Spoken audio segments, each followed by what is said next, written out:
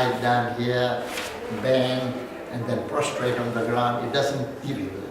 So when the Prophet Muhammad, peace be on him, you might have heard of him, the Muslim Prophet, and a couple of years ago there was this cartoon about Muhammad and all the Muslims are uptight about it.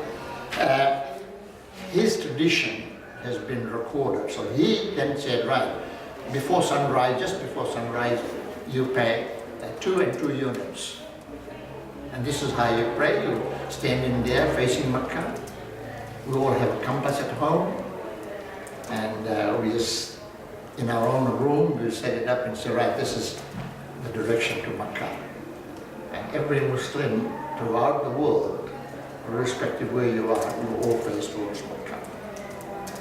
So the reason is that a sign of unity among Muslims, that you're facing towards one particular object.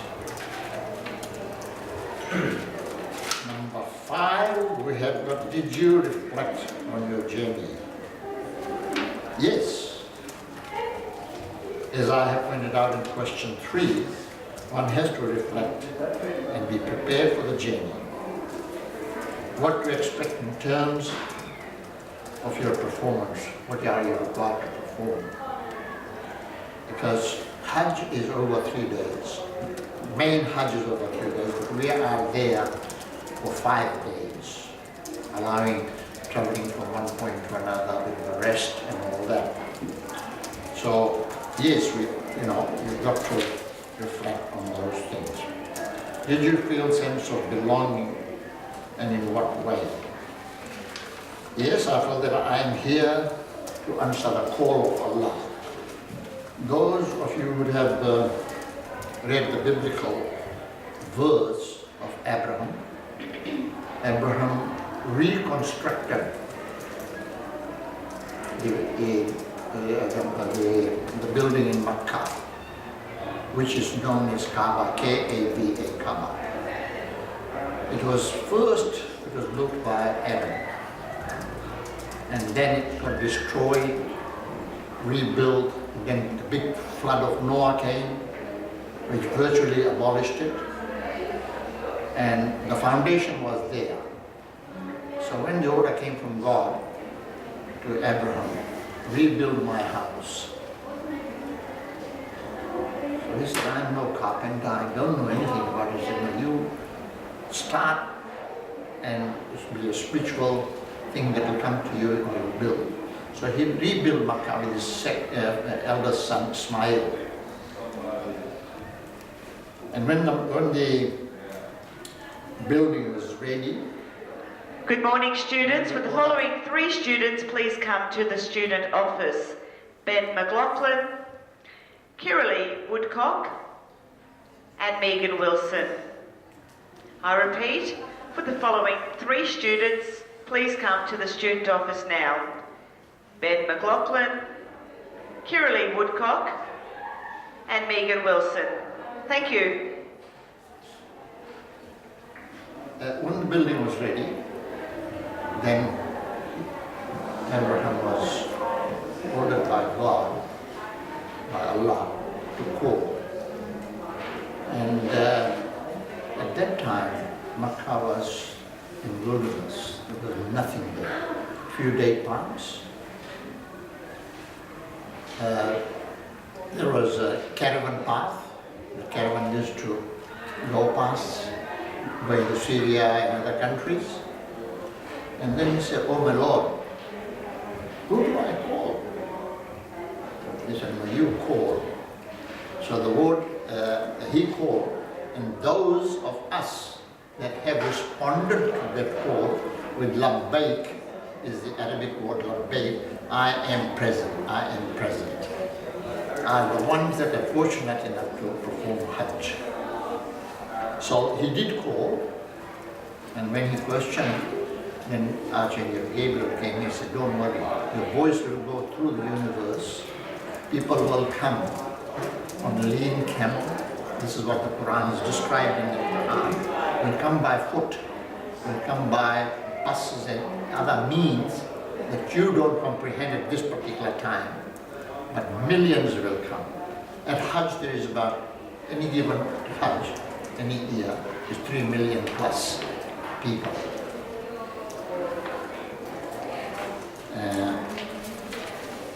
Number 6, did you feel the sense of joy? Yes, I have answered. Number 7, would you go again? As it's an obligation to go at least once. What would prevent you from going again? Well, I have known a lot of people. I have been twice, but if I did get an opportunity to go again, I would rather give it to a poor Muslim who hasn't the means and cannot afford to go to Hajj. And I feel inside me that it will be a much more worthy way of doing your Hajj, because I'll get some benefit out of it indirectly, because I'm paying for his expenses and getting to go. So and I'm sure if he goes up there, he or she, whoever it is, goes, they will definitely supplicate you.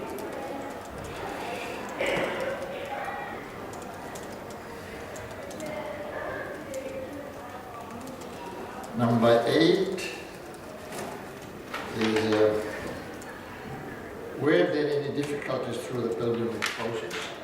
Yes, there is physical difficulties. Imagine you've got 1 million people going around the size of your playfield with this square building in the middle. So there is a difficulty, and people seem to forget the purpose. They get very emotionally worked up. They'll bump you. The African, from some of the African countries, they will walk like this. So you can't come closer to them, and that's really. You shouldn't make any difficult for any other person who's doing the circling around the mosque. Good afternoon, students. Would Nicholas Geddes please come to the student office?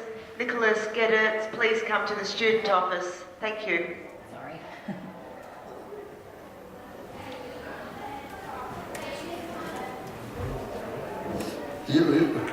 And then traveling in between. As I said, that Hajj is 3 days, but it is 5 days.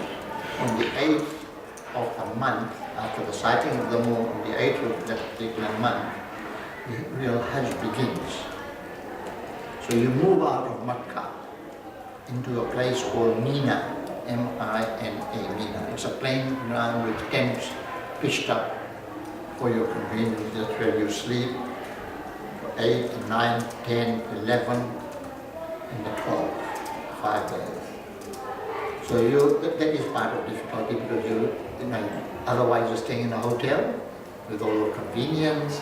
You're going there, you're sharing toilets, you're sharing showers with people.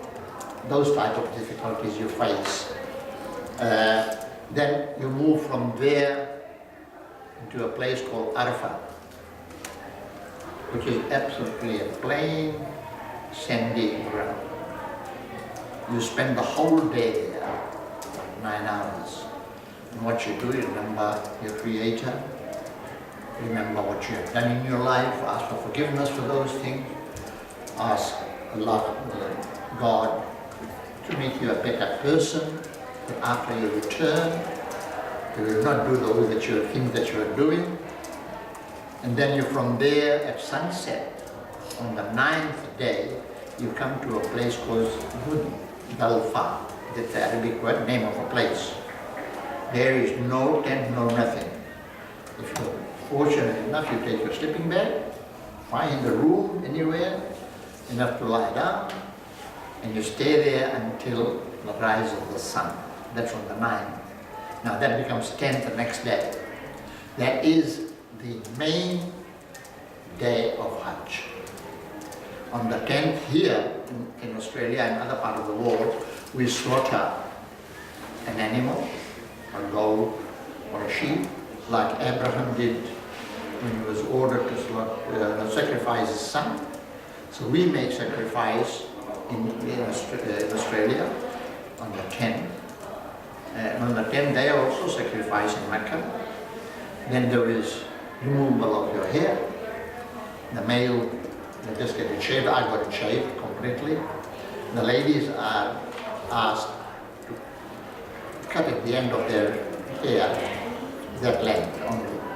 You don't shave them. And then that part is in. And by the way, on the 8th, you change your garment. Let me just go back a bit. You take this away. You might have seen in the film that all these people on Hajj, on the pilgrimage, are wearing white, like a skirt, and the top.